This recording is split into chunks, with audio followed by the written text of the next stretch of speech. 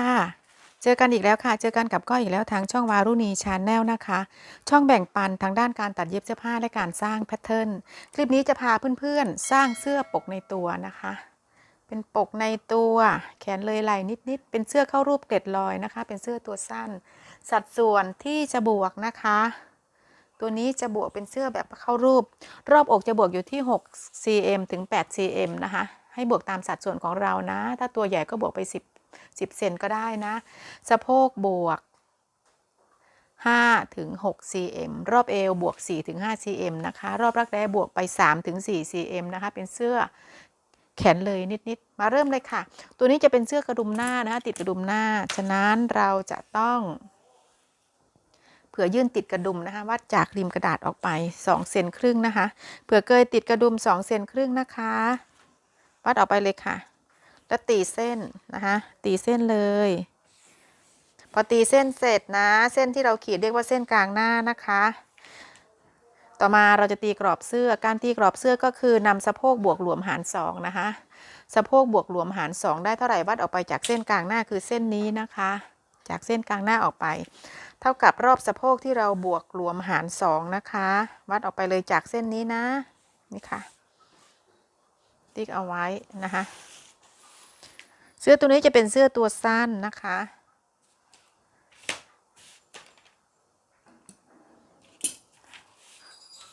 รอบสะโพกบวกหลวมหาร2ตีเส้นตีกรอบเสื้อนะคะเส้นนี้เรียกว่าเส้นกลางหลังนะเส้นกลางหลังได้แล้วต่อมานะคะเหมือนเดิมวัดจากริมกระดาษลงมานะคะขวามือเรา10 cm มาตรฐานนะคะ10 cm หรือ4 นิ้วนะคะตรงนี้จำให้ขึ้นใจนะคะขีดเส้นค่ะเส้นนี้เรียกว่าเส้นคอนะคะจากเส้นคอวัดลงมาเท่ากับยาวหน้าที่เราวัดได้เราวัดยาวหน้าได้เท่าไหร่วัดจากเส้นคอลงมาแล้วติ๊กเอาไว้เข้มๆจากเส้นคอวัดลงมาเท่ากับยาวหน้าที่เราวัดได้นะคะติ๊กเอาไว้ตีเส้นเลยค่ะตีเส้นก่อนเส้นนี้เรียกว่าเส้นเอวจากเส้นเอววัดลงมา4จากเส้นเอววัดลงมา20 cm 8 นิ้วนะคะ20 cm ก็เท่ากับ8 นิ้วนะคะขีดเส้น20 cm แบ่งครึ่ง10 cm ก็4 นิ้วนะคะตรงนี้ต้องจำให้ได้นะคะจากเส้นเอววัดลงมา20 cm ก็คือ8 นิ้วนะคะ8 นิ้วแบ่งครึ่ง4 นิ้ว20 cm แบ่งครึ่ง10 เซนก็4 นิ้วก็อันเดียวกันนะตรงนี้จำให้ได้นะคะตีเส้นเลยค่ะ20 cm แบ่งครึ่ง10 เซนขีดเส้นจะเรียกว่าเส้นสะโพกบนหรือเส้นสะโพกเล็กเส้นเดียวกันนะคะแป๊บหนึ่งนะคะแป๊บหนึ่งค่ะแป๊บหนึ่งมาค่ะ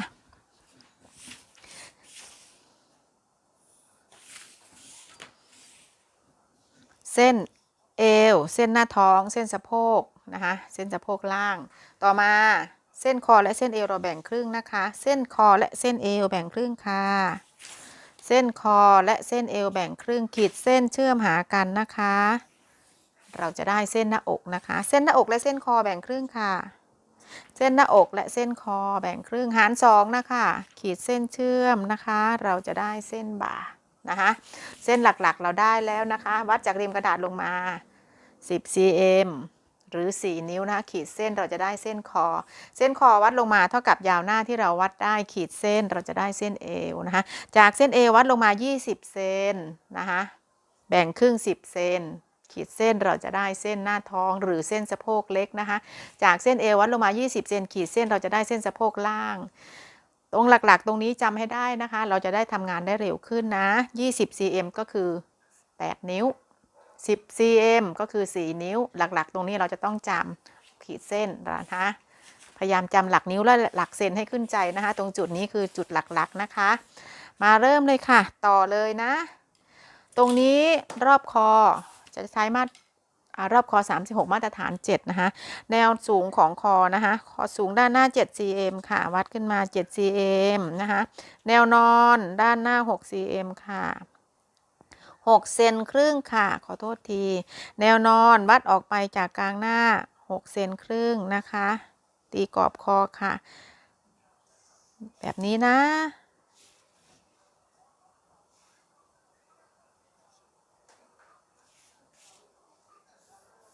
คอสูงแบ่งครึ่งนะคะคอสูงแบ่งครึ่งคอสูง7 เซนแบ่งครึ่ง3 เซนครึ่งค่ะเราจะได้เส้นไหลนะคอสูงแบ่งครึ่งเราจะได้เส้นไหลนะคะเราจะเกิดเส้นลักษณะนี้ต่อมาไหลหาร2นะคะไหลหาร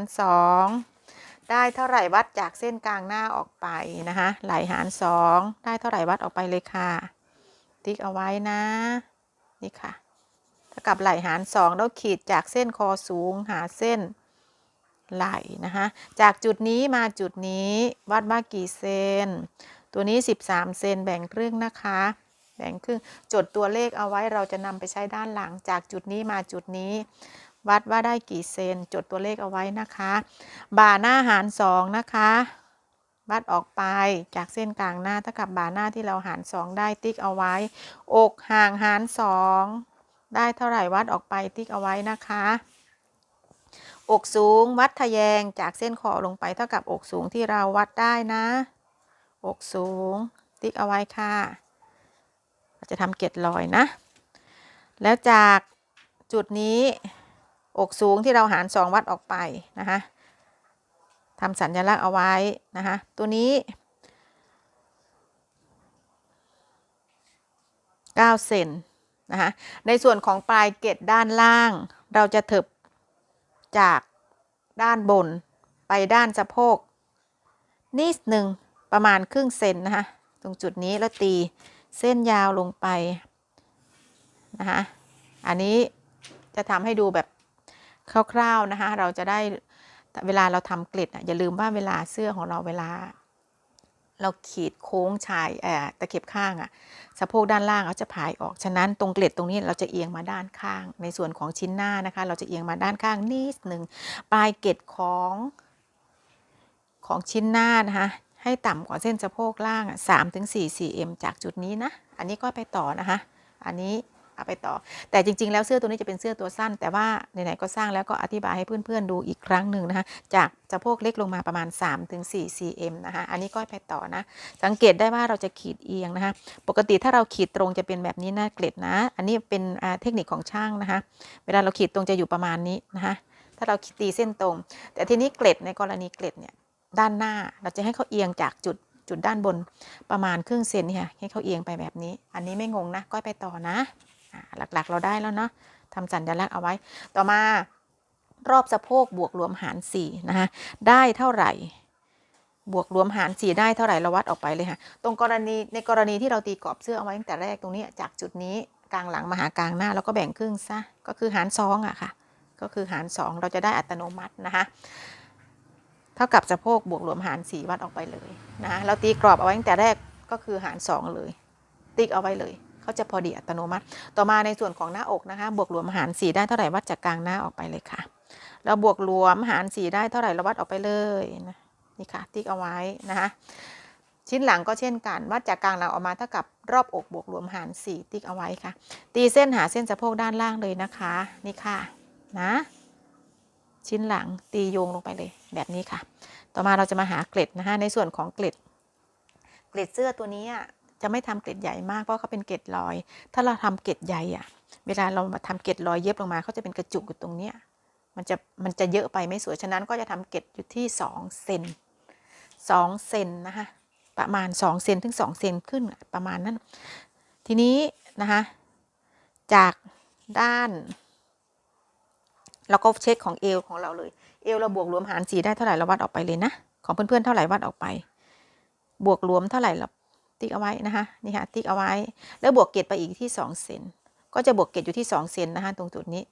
นี้นะคะในส่วนของชิ้นหน้าจากเส้นกลางหน้าวัดออกไปเท่ากับรอบเอวที่เราบวกรวมหาร4ได้ติ๊กเอาไว้แล้วบวกเกล็ดไป2 เซนทีนี้ด้านหน้านะคะเกล็ดนะคะจะผักมาด้านตรงกลางหน้าจะผักอยู่ที่ครึ่งเซนส่วนที่เหลือ1 เซนครึ่งนะคะจะมาด้านในส่วนของข้างนะคะตีลงไปเลยค่ะนี่ค่ะอันนี้ตีลงไปเป็นเสื้อตัวสั้นแต่ว่าต้องทำขึ้นมาก่อนนะคะต่อมาในการทำเกล็ดลอยนะคะตรงนี้อกสูงของเราวัดลงมาประมาณ1 เซนนะคะวัดลงมาจากจุดนี้1 เซนนะเราขีดแบบนี้นะนี่ค่ะ อันนี้เกล็ดลอยนะคะเส้นนี้เราไม่เอาวัดลงมา1 เซนนะเวลาเราเย็บเกล็ดยอดอกจะได้ไม่แลดูเหินๆนะอันนี้ก็ไปต่อนะไม่งงเนาะต่อมาในส่วนของชิ้นหลังนะเสื้อตัวนี้เขาไม่ต่อกลางหลังนะเป็นเสื้อเข้ารูปแบบไม่ได้เข้ารูปแบบพอดีจะใช้ตรงนี้วัดจะไม่เก็บตรงนี้เข้ามาจะไม่เก็บกลางหลังเข้ามารอบเอวบวกรวมหาร4ได้เท่าไหร่วัดออกไปเลยค่ะถ้ามันจะเท่ากันกับชิ้นหน้านะคะวัดออกมาเลยบวกรวมหาร4ได้เท่าไหร่วัดออกไปบวกเกล็ดอยู่ที่2 เซนนะคะบวกเกล็ดอยู่ที่2 เซนนะคะ2 เซนจากจุดนี้มาหาเส้นกลางหลังจากจุดที่เราบวกเกล็ดแล้วเรียบร้อยมาหาเส้นกลางหลังนะคะแบ่งครึ่งเลยค่ะแบ่งครึ่งเลยนะนี่ค่ะแบ่งครึ่งตีเส้นในส่วนของปลายเกล็ดนะคะจากเส้นสะโพกล่างจากเส้นสะโพกเล็กค่ะวัดลงไป 3-4 cm เราบวกเกล็ดไป2 เซนถูกต้องไหมคะเราก็แบ่งครึ่งข้างละเท่ากันก็คือข้างละ1 เซนในส่วนของชิ้นหลังไม่เหมือนกันกับชิ้นหน้านะคะชิ้นหลังจะแบ่งให้เท่ากันขีดลงไปค่ะขีดลงไปเลยค่ะนี่เลยต่อมาเราจะมาหาในส่วนของด้านหลังนะคะในส่วนของด้านหลังยาวหลังเราวัดได้เท่าไหร่นะคะเราวัดยาวหลังของเราได้เท่าไหร่ใช้เลข1นะคะตรงสายวัดนะคะวางตรงเส้นเอวนะคะวางตรงเส้นเอวเลยนี่ค่ะตรงเส้นเอวนะเราวัดยาวหลังได้เท่าไหร่วัดขึ้นมาเลยค่ะติ๊กเอาไว้ตัวนี้ยาวหลังติ๊กเอาไว้เข้มๆนะคะติ๊กเอาไว้เข้มๆแล้วเช็คจากเส้นคอเลยนะคะว่ามาหาเส้นยาวหลังของเราได้กี่เซนตัวนี้ของก้อยได้อยู่4 เซนครึ่งก็ใช้ยาวหลังของเราเลยนะคะใช้ยาวหลังของเราเลยนะคะแต่ถ้าของเพื่อนๆวัดจากเส้นยาวหลังขึ้นมาแล้วติ๊กเอาไว้แล้วเรามาเช็คจากเส้นคอนะคะวัดขึ้นมาถึงเส้นยาวหลังที่เราวัดเอาไว้ถ้าเข้าเกินไป5 เซนได้7 เซน8 เซนอะไรประมาณนี้ให้ปรับลงมาใช้อยู่ที่5 เซนคือมาตรฐานนะคะจากจุดนี้มา5 เซนคือมาตรฐานแต่ถ้ายาวหลังของเราวัดมาแล้ววัดจากเส้นคอมาถึงเส้นยาวหลังของเราไม่ถึง5 เซนเราใช้ยาวหลังของเราเลยนะคะไม่จำเป็นต้องปรับไปใช้5 เซนนะคะตัวนี้ก็ไปต่อนะแนวนอนของคอนะคะแนวนอนของคอหลังวัดจากเส้นกลางหลังออกมา7 เซนค่ะ7 เซนตีเส้นฉากขึ้นมาแนวสูงของคอหลัง2 เซนนิดแนวสูงมาจากไหนมาจากจุดเส้นคอหลังแนวนอนของคอหลังหาร3 ช่วงนะคะนี่ค่ะหาร3 ช่องนำมาตรงนี้มาใช้เป็นตรงนี้ไม่งงนะต่อมาจากเส้นคอหาเส้นคอสูงหลังเราแบ่งครึ่งนะคะจากจุดนี้มาจุดนี้หาร2ค่ะตัวนี้7 เซนแบ่งครึ่ง3 เซนครึ่ง3 เซนครึ่งเราจะนำมาหาเส้นไหล่หลังนะคะจดตัวเลขเอาไว้นะคะตรงนี้นะจดเอาไว้บ่าหลังหาร2ค่ะวัดออกมาหาร2ได้เท่าไหร่วัดออกมาค่ะติ๊กเอาไว้นะคะวัดขึ้นมาจากเส้นบ่า7 เซน7 เซนนี่คือกฎบังคับนะคะ7 cm เกินกฎบังคับติ๊กเอาไว้นำตรงจุดนี้ที่เราแบ่งครึ่งมาบวกเพิ่มกับ7 เซนขึ้นมาคือ3 เซนครึ่งค่ะติ๊กเอาไว้ค่ะขีดเส้นค่ะเราจะได้เส้นไหล่หลังนะเส้นนี้เรียกว่าเส้นไหล่หลังนะต่อมาที่เราเขียนเอาไว้จากเส้นคอหน้าหาเส้นไหล่เราจดเอาไว้ว่ากี่เซนของเพื่อนๆกี่เซนใช้ตัวเลขของเรานะคะตัวนี้ของก็13 เซนนำเลข1วางไว้ตรงเส้นคอสูงหลังเลขไหล่ที่เราหารได้ถึงตรงไหนก็คือจุดเอาไว้จุดนี้นี่ค่ะ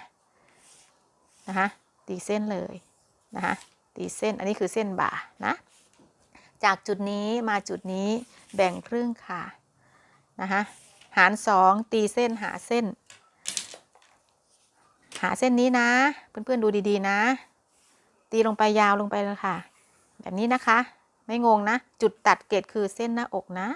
ในส่วนของชิ้นหลังค่ะไม่งงนะได้แล้วต่อมาเราจะมาโค้งรักแร้รอบรักแร้บวก3 หรือ4 cm นะครับจะเป็นเสื้อแขนเลยนิดนะคะถ้าเพื่อนๆท่านไหนงงทำแบบนี้นะเวลาเราโค้งรักแร้ตีเส้นฉากลงไปค่ะตีเส้นฉากลงไปนะคะตีเส้นฉากลงไปแล้วก็กะเลยตัวนี้จะโค้งตรงเส้นอกก่อนนะอันนี้เบาๆก่อนนะคะจากเส้นไหล่หาเส้นบ่าเลยลงมาหาเส้นหน้าอกนะนี่ค่ะประมาณนี้ชิ้นหน้าก็เช่นกันนะคะชิ้นหน้าก็เช่นกันตัวนี้จะขีดเบาๆก่อนนะเดี๋ยวเช็คก่อนก็เช็คก่อนรอบรักแร้ ตัวนี้ของก้อยจะอยู่ที่42เซนนะคะประมาณ42เซนบวกรวมแล้วเรียบร้อยได้42เซนเป็นเสื้อแขนเลยนิดๆนะคะเช็คเลยเช็คเลยเช็คเลยค่ะตัวนี้เกินไป1เซนก็จะปรับขึ้นนะคะเดี๋ยวเขาโป๊ไปจะปรับขึ้นนะคะจะปรับขึ้นนิดหน่อยนะคะนิดเดียวเราปรับขึ้นปรับลงจนกว่าเราจะได้เท่ากับรอบรักแร้ที่เราบวกรวมแล้วเรียบร้อยนะคะอันนี้ก็จะปรับขึ้นนิดหน่อยนะคะตรงนี้มันแก้ไขและแต่งได้นะคะปรับเลยขีดเป็นเส้นใหม่นะค่ะตรงนี้เราแก้ไขได้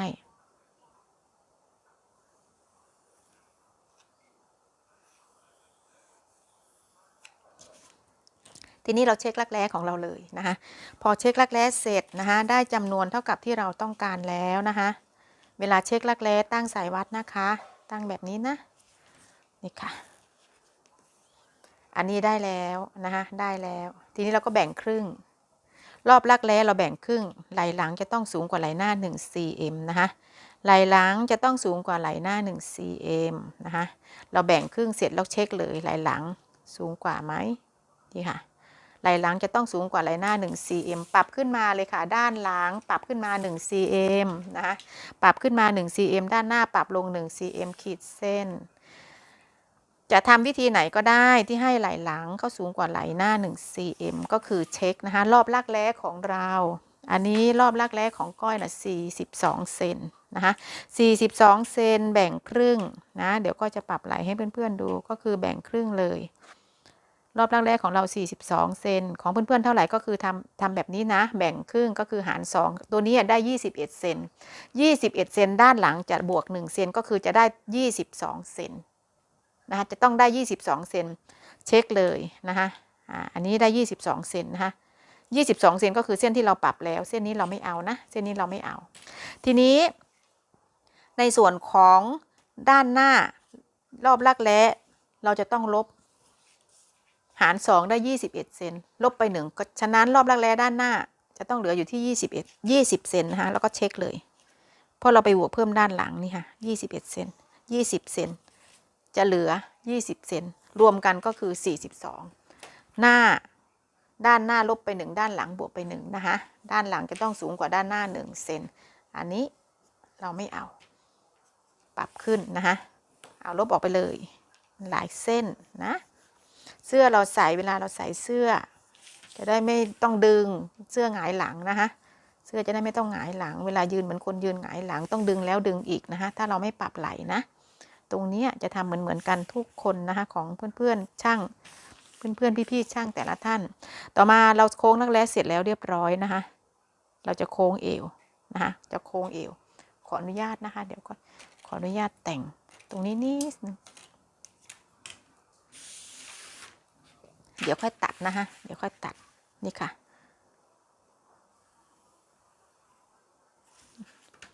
วิธีโค้งเอวนะคะนี่ค่ะแบบนี้ตรงเส้นเอวเวลาเราโค้งอย่าให้เขาหักนี่ค่ะแล้วก็ตวัดมือเราก็ตวัดเขาเกาเส้นเขาให้สวยๆค่ะตรงนี้เราจะให้เป็นมุมเหลี่ยมเราจะไม่เอาแบบนี้นะเราจะไม่ทำแบบนี้นี่ค่ะทีนี้พอเราโค้งเอวเสร็จแล้วเรียบร้อยตัวเสื้อจะเป็นเสื้อที่ว่าตัวสั้นหน่อยนะคะตัวสั้นตัวนี้เส้นเอวนะเส้นเอวจะวัดจากเส้นเอวลงมาทีนี้ความยาวของเสื้อมันขึ้นอยู่กับเราจะกำหนดเองนะก็จะกำหนดความยาวเสื้อจากเส้นเอวลงมาประมาณ5เซนนะคะมันแล้วแต่นะอันนี้แล้วแต่เราก็จะความยาวเสื้อจะยาวจากเส้นเอวลงมาประมาณ5 cm ขีดเส้นเลยค่ะเสื้อสั้นเพื่อนๆเห็นตรงเส้นสะโพกที่เราโค้งเอวตรงนี้ไหมเวลาเราโค้งมันจะดีดบานออกมาอันนี้ในกรณีเสื้อตัวสั้นเราจะต้องปรับแต่งใหม่แล้วนะคะเราจะต้องปรับแต่งใหม่ตรงนี้ถ้าเราไม่แต่งตรงนี้เขาจะบานชี้ออกไปเพราะเป็นเสื้อตัวสั้นเราเก็บเข้ามานิดหน่อยตีลงมานิดหน่อยในกรณีเสื้อตัวสั้นนะคะแต่ถ้าเป็นเสื้อตัวยาวเราก็ใช้เส้นที่เราโค้งทั่วไปเราใช้เส้นที่เราโค้งปกติเลยแต่นี่คือเสื้อตัวสั้นเราเก็บเข้ามาหน่อยถ้าไม่เก็บเขาจะชี้อันนี้เรียบร้อยแล้วแต่งชายนิดหน่อยเก็บขึ้นนิดหน่อยนะคะแต่งให้เขาดูสวยงามนะคะอันนี้เลยเก็บขึ้นนิดหน่อยเขาเป็นเสื้อตัวสั้นนะคะตัวนี้ ได้แล้วเรียบร้อยก็จะตัดออกไปนะเดี๋ยวค่อยทำแขนตัดเส้นนี้ออกไปเลยเขาเป็นเสื้อตัวสั้นเนาะนี่ค่ะตัดออกไปเลยขออนุญาตหมุนกระดาษนะ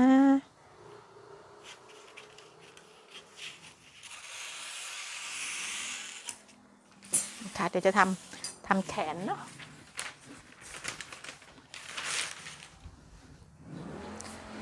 แขนเสื้อนะคะตัวนี้อ่ะเป็นเกล็ดรอยแขนก็จะเก็บชิ้นหน้านะคะจะต้องเก็บนิดหน่อยเก็บแบบนี้นะคะเก็บตรงเส้นบ่าก็จะเก็บเข้ามาอยู่1 cm ขีดเรียวแบบนี้นะอันนี้ก็จะเก็บแบบนี้นะในส่วนของรักแร้นะตัดออกไปเลยนะคะเดี๋ยวก็ขออนุญาตตัดออกไปก่อน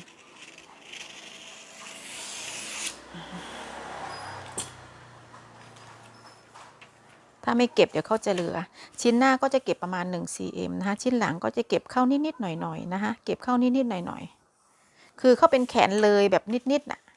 ด้านหลังก็จะเก็บเข้าประมาณ1 cm เช่นกันนะคะเก็บเข้าไปเลยนะคะ1 cm ตรงเส้นบ่านะตรงเส้นบ่าเก็บเข้าไปเลยเดี๋ยวเราค่อยแต่งนะ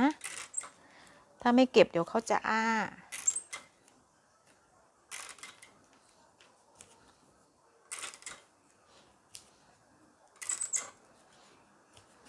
อันนี้ชิ้นหลังนะคะพอเราเก็บปุ๊บเส้นทรงแพทเทิร์นเราจะเสียแล้วนี่ค่ะเห็นไหมเขาจะโค้งนิดหน่อยนี่ค่ะตรงนี้เราแต่งเส้นแล้วตัดออกไปเลยนะตัดออกไปเลยค่ะนี่ตัดออกไปเลยจะไม่มีผลอะไรนะคะในกรณีที่เราปิดเกล็ดแบบนี้นะสิ่งที่เราจะได้ก็รักแร้เรากระชับขึ้นนะคะตัดออกไปเลยต่อมาในส่วนของชิ้นหน้าขออนุญาตหมุนกระดาษนะคะนี่เลยแต่ถ้าเราไม่ปิดเลยเขาจะนี่ค่ะนี่ค่ะกดเข้าไปแบบนี้นะ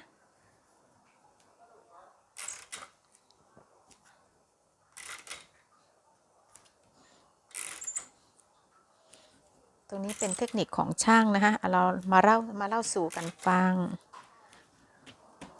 อันนี้เรียบร้อยนะคะ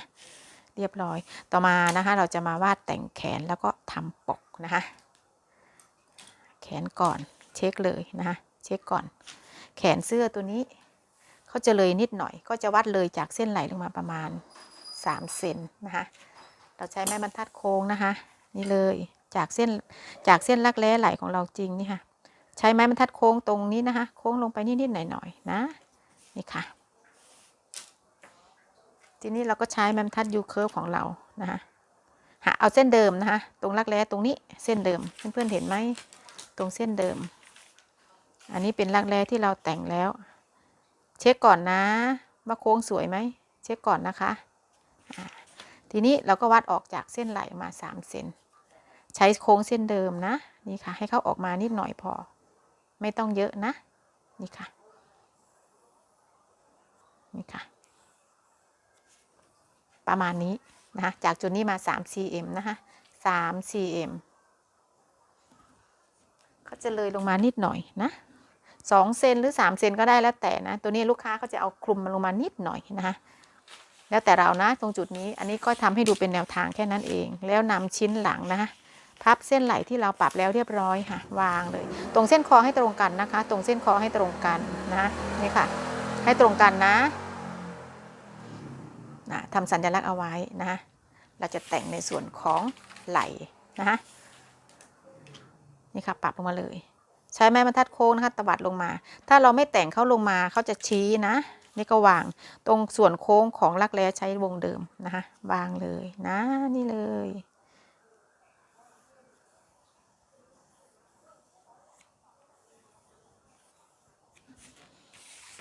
นะคะตรงนี้ในส่วนของแขนเลยที่เราขีดลงมานะคะตรงนี้เราก็มาแต่งเราก็มาวางเลยตรงนี้ชี้ไปเราปรับลงมาอีกนิดหน่อยตรงนี้มันขึ้นอยู่กับสายตาของเรานะคะขึ้นอยู่กับสายตาของเราตรงนี้ก็มองว่าชี้ไปปรับขึ้นไปเลยนี่ค่ะการที่เราจะทำแขนเลยตรงนี้มันขึ้นอยู่กับเรานะเราต้องการให้เลยกี่มากน้อยนะคะตรงในหน้าปกเขาเลยไม่เยอะแต่ลูกค้าตัวนี้ลูกค้าสั่งอยากได้ให้ออกมาจาก ในแบบนิดหน่อยนะก็ออกมาประมาณ3เซนถ้าเพื่อนๆจะใช้เป็นแขนกุดพอดีแขนเลยก็ได้พอดีไหล่เลยก็ได้ตรงนี้แล้วแต่เรานะตัวนี้ก็ไปต่อนะพอวาดแขนเสร็จแล้วเรียบร้อยนะเราก็ตัดออกแล้วเราจะมาเช็คอีกทีว่าตรงแขนของเขาเนี่ยตรงไหล่โอเคไหมก็ตัดออกไปเลยนะคะ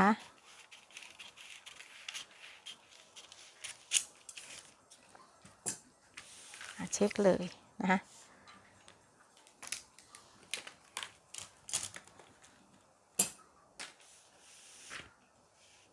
ให้ตรงกันนะคะตรงหรือยัง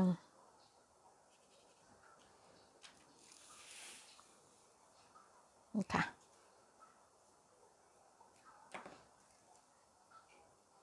วิธีแต่งแพทเทิร์นนะคะนี่ค่ะเราบางให้ชนกันตรงนี้เขาหักไปนะเขาหักทีนี้เราต้องแต่งแล้วนะนี่ค่ะมันขึ้นอยู่กับเรานะคะขึ้นอยู่กับเราแต่งเส้นนี่ค่ะเส้นนี้เราไม่เอาเราแต่งใหม่นะ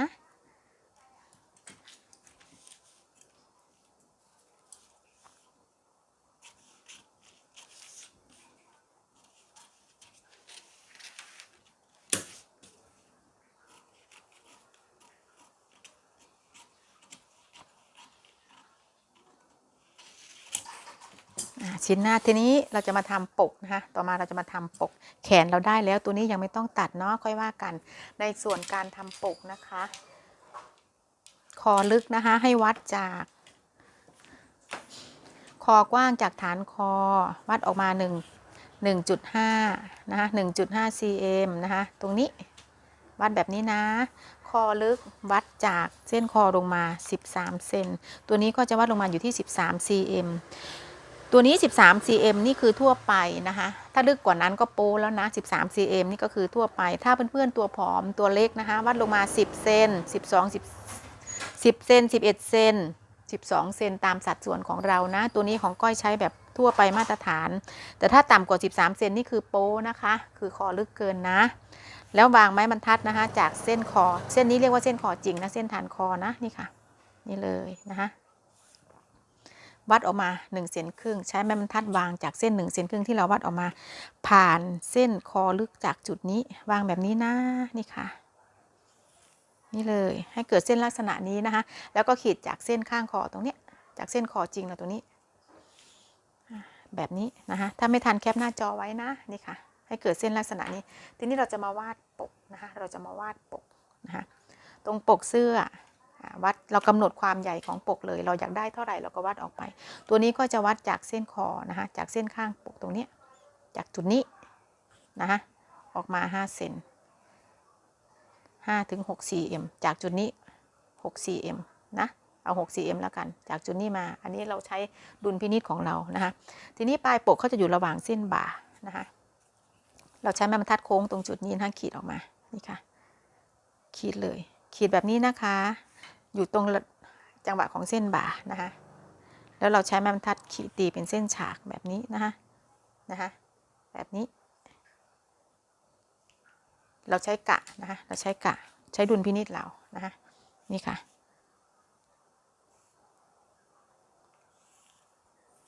นี่ค่ะตรงปลายปกเห็นไหมคะตีลงมาก่อนนะคะเราตีตรงนี้เส้นบ่าเขาจะอยู่เหนือเส้นบ่าตรงปกตรงนี้เส้นบ่าเราแล้วก็ขีดออกมาตรงเหนือเส้นบ่านะประมาณนี้ขีดไว้ก่อนวางไว้ก่อนอย่าลืมว่าตรงนี้คือเส้นรักแร้เราจะต้องมองว่าปกเขาใหญ่ไปไหมเราจะต้องสังเกตคือการวาดปกนะคะตรงบ่าไหล่เราอยู่ตรงไหล่เราอยู่ตรงนี้บ่าเราอยู่ตรงนี้ตรงปลายปกเขาจะสูงกว่าบ่าถูกต้องไหมคะตรงนี้บริเวณรักแร้เวลาเราวาดปก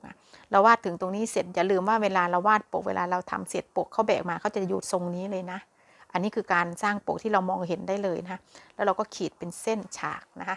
ขีดเป็นเส้นฉากมาแบบนี้ดูรูปทรงของปกเขาแบบรูปทรงไหนเราก็ใช้ไม้บรรทัดโค้งเราวางแต่งนะคะอันนี้เราก็จะได้ปกตามที่หน้าปกเลยนะต่อมาเราจะมาลอกปกนะคะจะกิ้งออกไปขออนุญาตนะคะแป๊บหนึ่งต่อกระดาษเลยต่อกระดาษเดี๋ยวบ้านชิ้นหลังก่อนคอหลังก่อนนะคอมาทาบกับเส้นนี้คอหลังนะคะ คอด้านหน้าตรงนี้กว้างออกมา1 เซนครึ่งด้านหลังก็ต้อง1 เซนครึ่งติ๊กเอาไว้ในส่วนของคอลึกด้านหลังวัดลงไป 0.75 นะคะตรงนี้ 0.75 โค้งคอค่ะโค้งคอหลังนะนี่ค่ะเราวัดเลยว่ากี่เซนคอหลังที่เราโค้งแล้วนะคะวัดเลยจ้ะตัวนี้ได้9 เซนนะ9 เซนจดตัวเลขเอาไว้นะจดตัวเลขเอาไว้นะคะ9 เซน9 เซนจดเอาไว้นะเราจะนำไปสร้างปกต่อกระดาษออกมาเลยค่ะ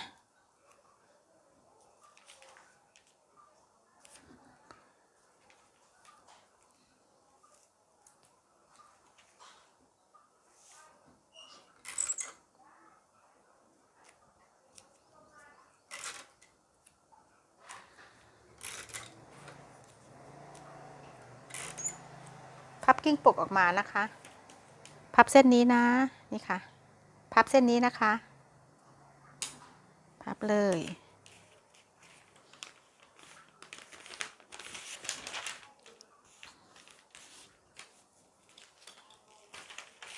กิ้งเส้นไหลนะคะกิ้งเส้นไหลไปด้วยกิ้งปกที่เราวาดออกไปทุกจุดเลยนะนี่ค่ะนี่เลยแล้วก็ขีดตามเส้นที่เรากิ้งออกมานะนี่ค่ะ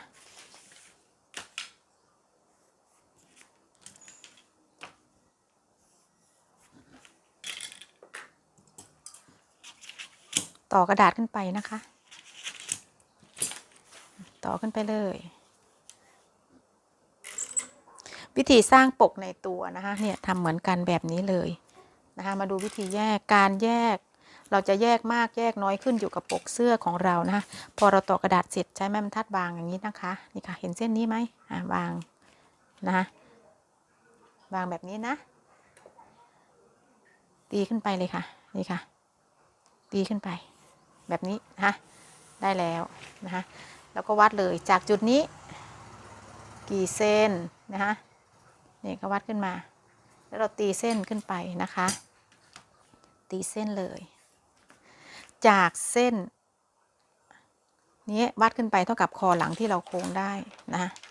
เราโค้งได้เท่าไหร่ตัวนี้9 เซนก็จากจุดนี้ขึ้นไป9 เซนนะคะเท่ากับคอหลังที่เราโค้งได้นะ9 เซนตีเอาไว้ตีมุมฉากนะคะจุดนี้ตีมุมฉากค่ะตีฉากเลยนะจากจุดนี้มาจุดนี้9 เซนหาร3นะหาร3ช่องนี่ค่ะหาร3เลยคอหลังหาร3นะนี่ค่ะ3ช่องค่ะนี่ค่ะอันนี้เส้นไหลนะคะหาร3 1 2 3นะตัดออกไปเราจะแยกปกนะตัดออกไปเลยค่ะ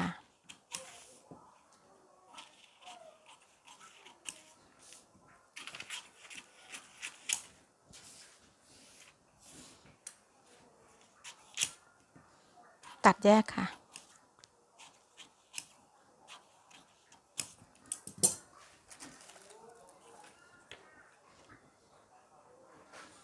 เราจะแยกช่องละ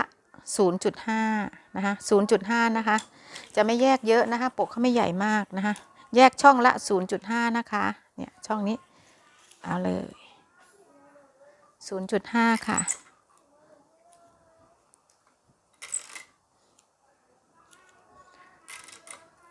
มีเสียงรบกวน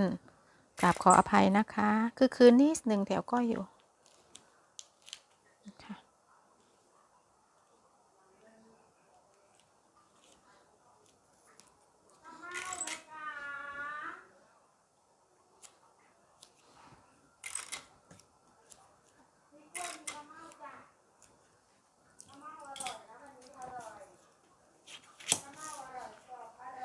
พอเราแยกเสร็จเช็คคอเลยนะคะว่าได้9 เซนไหม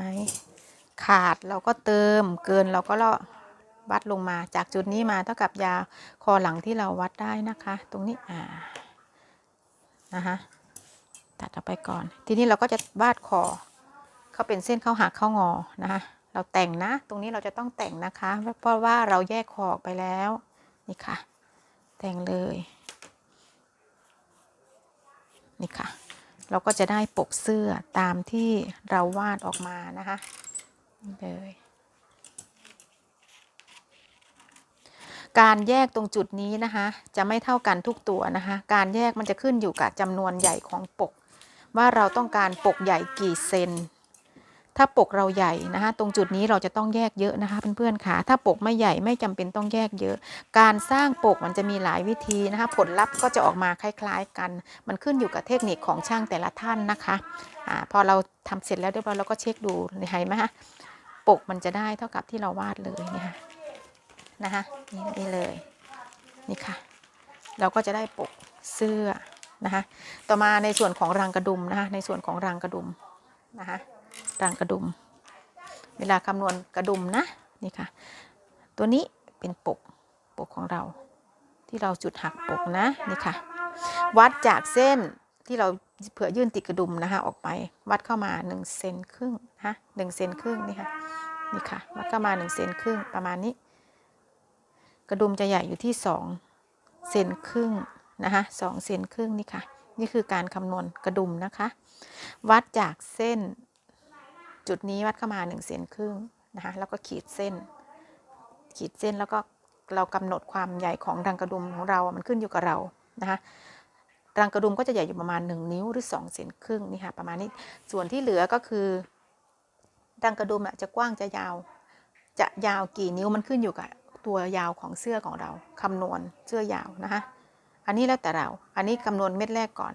ทีนี้เราจะทำกระดุมถี่ห่างแค่ไหนมันขึ้นอยู่กับเรานะคะทีนี้เราก็เลือกเอาอันนี้คือเราคำนวณเม็ดแรกแค่นั้นพอส่วนที่เหลือเพื่อนๆก็ไปคำนวณเองเนาะ